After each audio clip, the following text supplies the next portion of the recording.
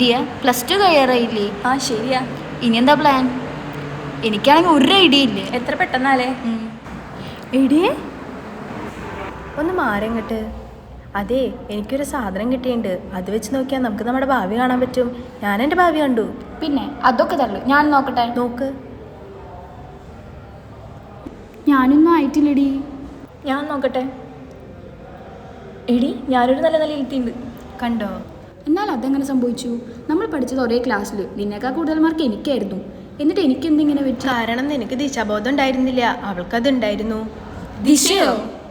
+2 കഴിഞ്ഞ് എന്ത് ചെയ്യണമെന്ന് അറിയാതെ നിൽക്കുന്നവരാണോ നിങ്ങൾ? ഭാവിയെ പറ്റി ടെൻഷനുള്ളവരാണോ നിങ്ങൾ? എന്നാൽ നിങ്ങൾക്കുള്ളതാണ് സർക്കാരിന്റെ ദിശ. പഠനത്തിന്റെ ഒരു ഘട്ടത്തിൽ എല്ലാവരുടെ മുന്നിൽ വരുന്ന ചോദ്യമാണ് ഇനി എന്തെന്ന്.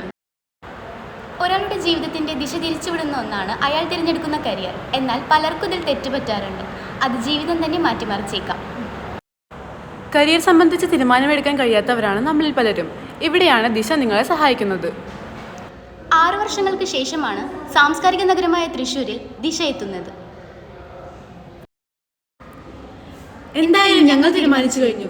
ഒക്ടോബർ 4 മുതൽ 8 വരെ ഞങ്ങളുടെ ജീവിതത്തിന്റെ ദിശ അറിയാൻ ഞങ്ങളുണ്ടാകും. നിങ്ങളുണ്ടാകില്ലേ?